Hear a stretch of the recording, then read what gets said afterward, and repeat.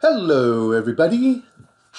Today we are going to learn how to run cross-tabulation tests. It's really the only inferential tests that you have to do with your paper. You already know how to run a frequency distribution. A cross-tabulation is just kind of like two frequency tables pushed together, which you'll see in a second here. So if you click this cross-tabulation instructions, there will be something that pops up. And if you click that, then it'll open up these instructions. And I'm going to take these instructions and pull them over to the left, right? See what I did? I put the mouse right on the blue area, held down the left clicker, and just pulled it over here until it fills up half the screen. Then we need to open up SPSS. The way that I do that is click the Start button and type IBM. And that brings up IBM SPSS Statistics 24. You may have 25, you may have 26. I'm sure that's fine. If you do not have SPSS downloaded on your laptop, then you can go in through Cougar Courses and find it that way. So when SPSS opens up, it's going to give you that "What do you want to do?" screen. And if you click on Open Another File and then OK, it should come up with a window like this, which gives you a folder structure. And I don't know where you keep your databases, but I have them in a folder here. And what I want to do is open this one, the GSS 93 subset. So when I open it, you can see the name of the file way up here in the upper left-hand corner.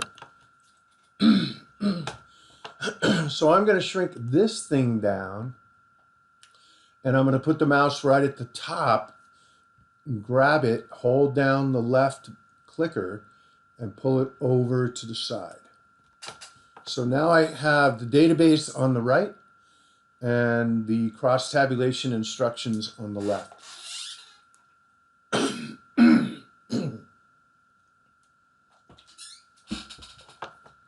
Excuse me. It's really simple to run a crosstab in SPSS.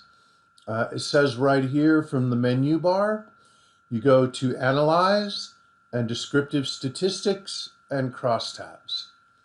So I'm going to go over here to SPSS, and this is the menu bar with all these words up here.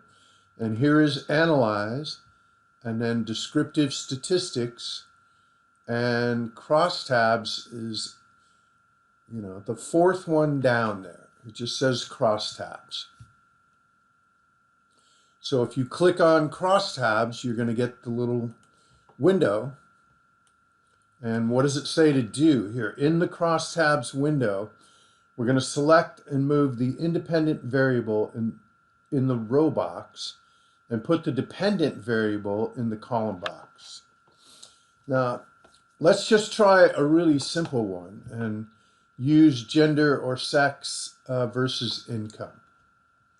Now I'm going to find the sex variable and put that in the row, and then the income variable, I'm going to use income 4 and put that in the column.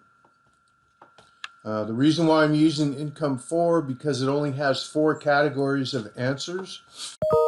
You want really a small amount when you do a crosstab. Okay, now why did I put sex in row as the independent variable?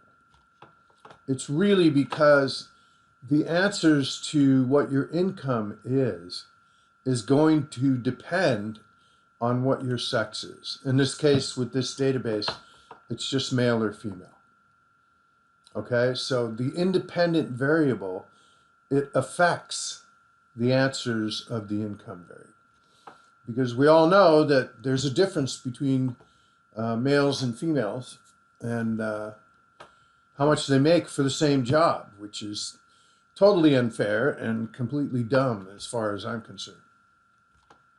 So after we get these two variables in here, we have to click the cells button and select row percentage, and then click continue and click OK. So here's all the buttons on the right hand side, and find the cells button, and in the percentages window, click row, and that's all you need to do. So click continue and click OK, and we're gonna see an output window pop up for SPSS with the crosstab table. Okay? Remember, everything you do in SPSS appears in an output window. So the case processing summary we don't really care about. It doesn't do us any good. What we're interested in here is the crosstab table. You know, respondent sex by total family income, crosstabulation. So I have male and female here. Remember, we put them on the row. Okay. And then here in the columns are the 4 income categories. Okay.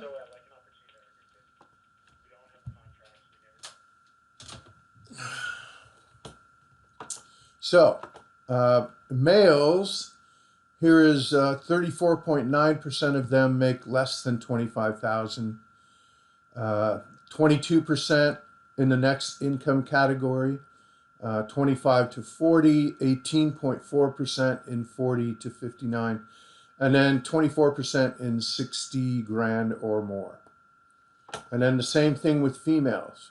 We have the percentage for less than 25, 25 to 40, 40 to 60, and 60 grand or more. Okay? So what does it say in the instructions? Interpret the table. What do you see? And what do the percentages say about the independent variable's effect on dependent variables? Well, remember, we set sex as the independent variable. Okay? And then income was the dependent variable. So what we really want to look at is the difference between males and females and each of these income levels. So you can see in less than 25,000, there's a greater percentage of females, 42% to 35%. Then as you start to increase in income, there are a lower percentage of females, and still when you go to 40 to 60, there's 13% of females and 18.4% of males make that much money. But something kind of interesting happens in 60,000 or more. Okay, there's a greater percentage of females that make 60 grand or more, almost 2.5%. So if I was using this table for my paper, I would point out this 25, less than 25,000, that 7% more females make that much. And then I think I would probably also point out this column right here, 40 to 60, that 5.5% more males make this much than females. And I might say something about this column, 60,000 or more, but it's really a small difference, 2.5% maybe. Okay? And that's all there is to crosstabs.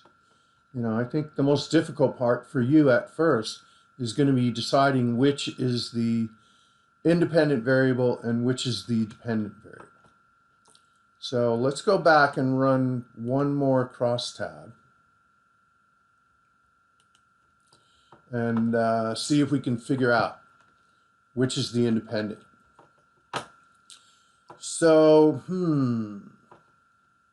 let's do this. We'll go to Analyze and Descriptive Statistics and Crosstabs. And I'm going to double click these variables, or I can click it and click the arrow. I want to put them back over here in the original column of variable names. And let's go get grass. Hey, let's go get grass. I want to look at, should marijuana be made legal against the religion variable. We'll see how different religions feel about whether grass should be legal. So, which is my independent and which is my dependent? In this case, religion is your independent variable, because depending, what your religion is going to influence the answer about whether you want grass to be legal or not. So I'm going to move religion up in the row because that's the independent variable. And then I'm going to take grass and put that in the column. Okay, the answers to whether you want marijuana to be legal are going to depend on what religion you are. That's why grass is the dependent variable and why it goes in the column. Now, the last time we did a crosstab, we already clicked cells and we picked rows. So we don't need to do that again. So I'm just going to click OK, and here is the case processing summary. Again, it's useless to us. So what we want to look at is this cross-tabulation table. Now we put religion as the independent variable on the row, and here are all the religions there: Protestant, Catholic, Jewish, none, and other. And then you have the two answers for should marijuana be made legal. And when you have just two answers like this, it's really yes and no. Then you only have to look down one column. Okay, so what I would try to find is which of these religions has the highest percentage wanting marijuana to be legal. And as you can see, it is the people with no religion. Almost 50% of those people want marijuana to be made legal. And interestingly enough, the Protestants have the lowest percentage of folks that want marijuana to be made legal. And that's probably the only two things that I would point out in this table. So you run the table, type out a couple of observations for the different religious categories. I mean, if you want to go crazy, you can list all of the percentages. Catholics, that's what I was when I was a kid. Hey, at least 1 in 5 of us wanted marijuana to be legal. Okay, so that is how you run a crosstab test. If you want to, now I'll save that for another video. Okay, so that's how you do it. Come back and refer to this video, or you can come find me in office hours and ask me about this if you like, or you can email me and ask me questions about it. Either way, I am here for you all the way, and I know you can do it. Yes, we are all going crazy this semester, but I know you can do this. Okay, so give it your best shot. All right, have a good day.